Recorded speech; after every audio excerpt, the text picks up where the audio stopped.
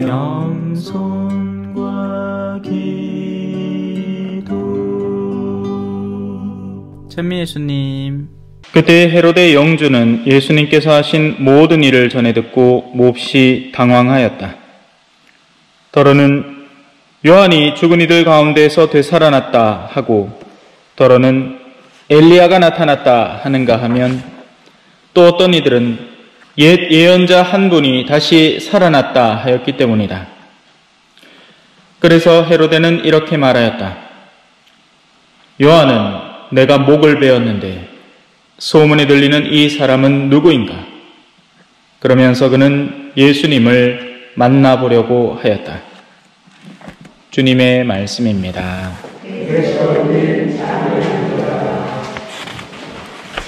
찬미 예수님, 한 주간 잘 보내셨습니까? 자, 헤로데 왕이, 헤로데 영주가 소문을 듣습니다.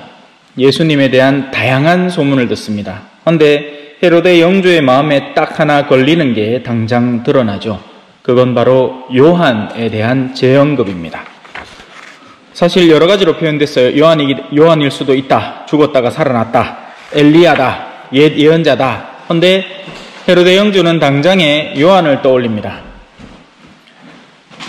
죄책 때문이죠. 죄책감 때문입니다. 자기의 내면 안에 감춰져 있던 그 어둠, 그것이 항상 살아가면서 일상을 살면서 모든 영역에서 걸리적거리게 만드는 겁니다. 땅에 매여 있는 사람이 되는 거죠.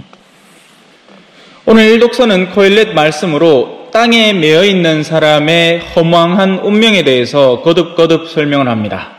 들어보면 일리가 다 맞아요. 그죠? 태양은 뜨죠? 오늘 아침에도 저는 이제 강아지 데리고 산책하면서 와, 멋있다 하면서 이제 논바디로 떠오르는 태양을 봤어요. 근데 며칠 전에도 봤고, 그 전에도 봤고, 몇 년 전에도 봤고, 수도 없이 봤던 태양입니다. 그죠? 물은 증발해서 구름을 형성해서 또 비로 내리고, 그 비는 강을 형성해서 바다로 흘러 들어가서 또 증발을 하고, 계속 돌고 도는 세상입니다. 우리가 그래서 세상 안에서 저마다 난다 긴다 하는 자리를 차지하려고 애를 씁니다. 주로는 돈이죠. 어떻게든 돈을 벌어보려고, 그렇게 해서 보다 안정된 무언가 더 나은 삶을 유지하려고 하지만 결국 다 남겨두고 갑니다. 그죠? 예. 너무 잘 되라고 그렇게 하는 거예요. 그죠? 정작 내가 번 거 제대로 쓰지도 못해. 아까워가지고. 안 그래요? 제 어릴 때 보면 크레파스 하나 사가지고, 예? 제일 좋아하는 색은 끝까지 안 쓰다가 나중에는 그대로 버리죠. 예. 제가 연보라색을 억수로 좋아했거든요. 근데 그 연보라색은 아까워 못 쓰는 거예요. 특히 또 왜 금색, 은색 이런 것도 있잖아요. 크레파스에. 항상 있었거든요. 그러니 이 지상 생활에 엮여 있는 동안에는 우리는 돌고 도는 삶을 계속 반복하는 거죠. 그리고 그 가운데 밑에 자석 하나를 두면 이 쇳가루들이 거기에 떡 들러붙어 있는 겁니다. 그리고 그건 바로 죄책이라고 하는 쇠사슬이죠. 진정신앙 안에서 생활하려면 이 첫 단계부터 끊어내야 됩니다. 죄책이라는 것부터 제대로 끊어내야 돼요. 죄책을 끊어낸다는 건 그냥 성사를 본다는 것이 아니라 내 마음속에 그 어둠을 향한 의지 자체를 상쇄시켜야 하는 겁니다. 암만 이사를 가면 뭐 하겠습니까? 예를 들어서 이 남편이 막 이 외간 여자한테 막 눈길을 막 엄청 주는 사람이에요. 그래서 이사를 가서 막 여자 없는 데로 막 이사를 갔습니다. 하지만 그 와중에도 그는 그걸 찾아낼 겁니다. 방법을. 애들 왜 이 사랑에 빠져가지고 집 나가고 하잖아요. 그러면 방에 가다 두지 않습니까? 머리카락 잘라보고. 옛날에 그랬다 카대. 요새는 극하면 부모님이 잡혀갑니다. 아동학대로. 근데 그러면 무슨 소용이에요? 그죠? 길을 쓰고 나가는 겁니다. 또. 일단 나가야겠다. 여긴 더 이상 못 살겠다. 라는 결론이 내 내면 속에 형성되어 버린 사람은 막을 수가 없는 겁니다. 어둠을 향해서 악으로 치닫는 마음을 가지기 시작한 사람은 더 이상 막을 수가 없게 되는 거예요. 그래서 거꾸로의 방향이 필요한 겁니다. 그리고 그 변화의 과정을 화답송에서 이야기합니다. 사람들아 돌아가라. 천년도 당신 눈에는 지나간 어제 같고 한 토막 밤과도 같사옵니다.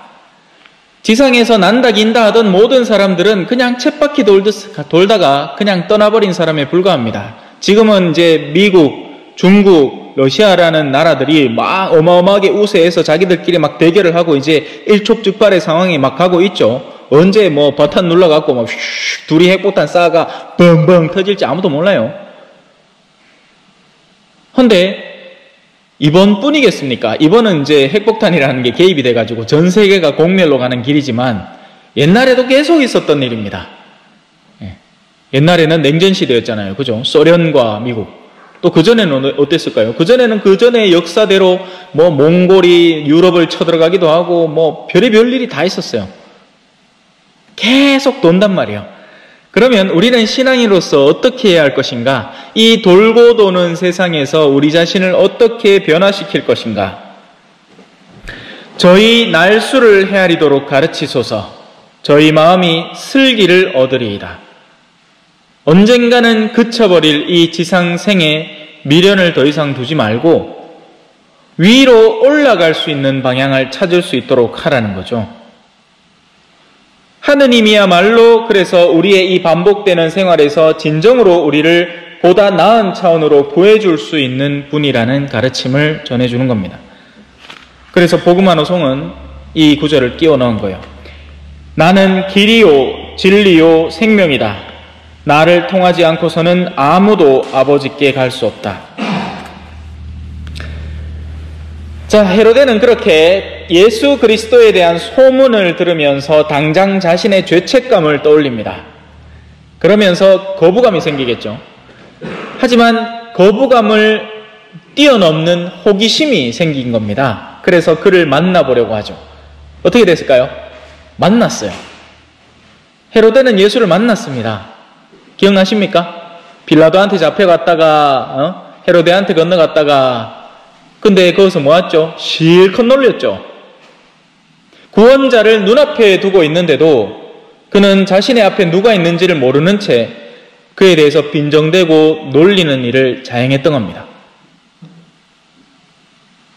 과연 우리는 예수 그리스도를 직접 만나서도 그를 알아볼 수 있을지, 혹시나 그를 만났을 때 도리어 그를 빈정거리고 놀리는 건 아닐지 잘 묵상해 봐야 되겠죠.